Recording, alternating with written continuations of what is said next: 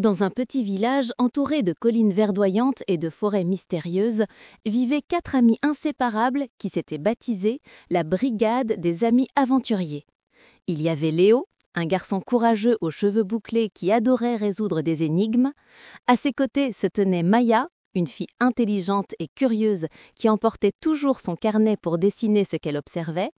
Puis venait Tom, le plus drôle du groupe, qui savait remonter le moral de tout le monde avec ses blagues, même dans les moments difficiles. Et enfin, il y avait Luna, la plus petite mais aussi la plus courageuse, qui n'avait peur de rien et possédait un sens de l'orientation extraordinaire. Un matin d'été ensoleillé, alors que les 4 amis se retrouvaient comme d'habitude sous leur grand chêne préféré, Maya sortit une vieille carte pliée de son sac à dos. Ses yeux brillaient d'excitation.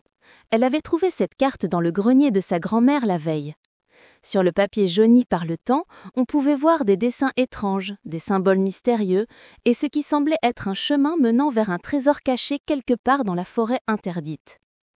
La forêt interdite était un endroit dont tous les enfants du village avaient entendu parler dans les histoires racontées par leurs parents, mais personne n'osait vraiment y aller. Léo examina la carte attentivement, suivant du doigt les lignes tracées à l'encre ancienne. Il reconnut certains repères, le vieux moulin abandonné, le pont de pierre au-dessus de la rivière et même leur chêne adoré qui était marqué comme point de départ.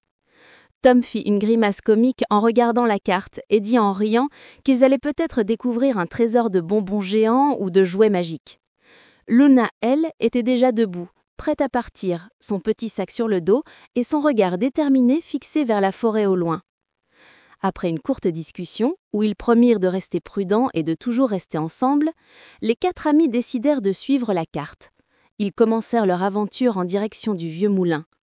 Le chemin était bordé de fleurs sauvages et de papillons colorés qui dansaient dans l'air chaud de l'été. En marchant, Maya dessinait dans son carnet tout ce qu'elle voyait. Les arbres majestueux, les petits ruisseaux qui chantaient, et même un écureuil curieux qui les suivait de branche en branche. Arrivés au vieux moulin, ils découvrirent le premier indice. Sur un mur couvert de lierre, il y avait un symbole gravé dans la pierre exactement comme celui qui figurait sur la carte. Léo remarqua que le symbole ressemblait à une flèche pointant vers l'est. Luna sortit sa petite boussole qu'elle gardait toujours avec elle et confirma la direction.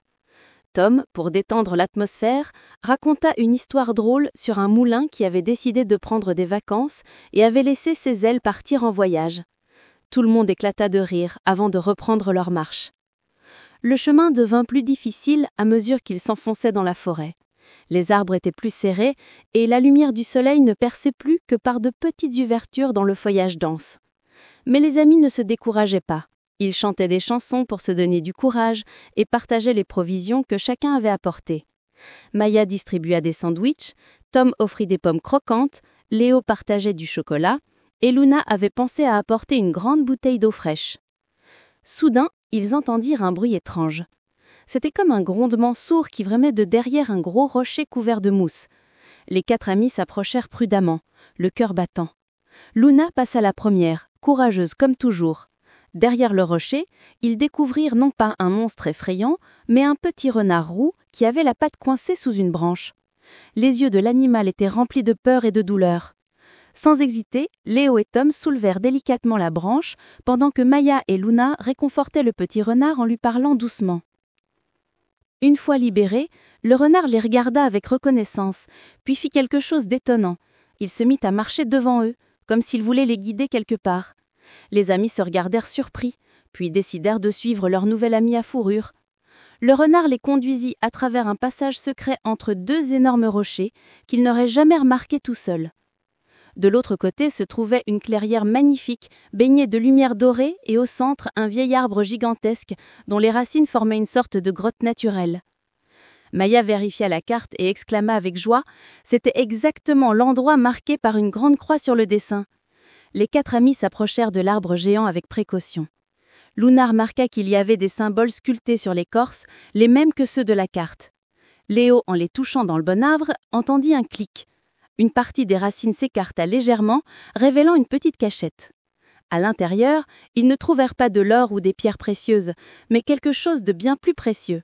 Une vieille boîte en bois contenant des lettres écrites par des enfants d'autrefois, des dessins colorés, des petits jouets faits main, et un message qui disait « Ce trésor appartient à tous ceux qui ont le courage de l'aventure et la joie de l'amitié.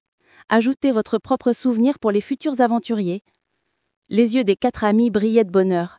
Ils comprenaient maintenant que le vrai trésor n'était pas fait d'objets matériels, mais de souvenirs, d'amitié et de courage partagé. Maya sortit son carnet et dessina un magnifique portrait de leur groupe avec le renard. Tom ajouta une blague écrite sur un petit papier qui ferait rire les futurs découvreurs. Léo plaça sa pierre lisse qu'elle avait trouvée près de la rivière et sur laquelle elle avait gravé « La brigade des amis aventuriers ». Luna, elle, laissa sa petite boussole de rechange avec un message « Pour ceux qui cherchent leur chemin ». Avant de refermer la cachette, ils lurent quelques-unes des lettres laissées par les enfants d'autrefois. Certaines remontaient à plus de 50 ans. Ils découvrirent que d'autres groupes d'amis étaient venus ici, avaient vécu leurs propres aventures et avaient tous appris la même leçon sur la valeur de l'amitié et du courage. Le renard les accompagna jusqu'à la sortie de la forêt, puis disparut dans les buissons après avoir jeté un dernier regard complice vers les enfants. Le soleil commençait à descendre dans le ciel, peignant l'horizon de couleurs orangées et roses. Les 4 amis marchaient côte à côte, fatigués mais heureux, discutant avec enthousiasme de leur incroyable journée. En arrivant au village, ils décidèrent de garder leur aventure secrète, comme un trésor personnel que seuls les membres de la brigade des amis aventuriers partageraient. Mais ils savaient aussi qu'un jour, peut-être, ils raconteraient cette histoire à d'autres enfants qui auraient envie de vivre leurs propres aventures. Cette nuit-là, dans leur lit, chacun des 4 amis repensait à cette journée extraordinaire. Ils avaient affronté leurs peurs, aidé un animal en détresse, découvert un trésor secret, et surtout, ils avaient renforcé les liens de leur amitié. Ils s'endormirent en souriant, impatients de vivre leur prochaine aventure ensemble, car ils savaient que tant qu'ils resteraient unis, aucun mystère ne serait trop grand et aucune aventure ne serait trop effrayante pour la brigade des amis aventuriers.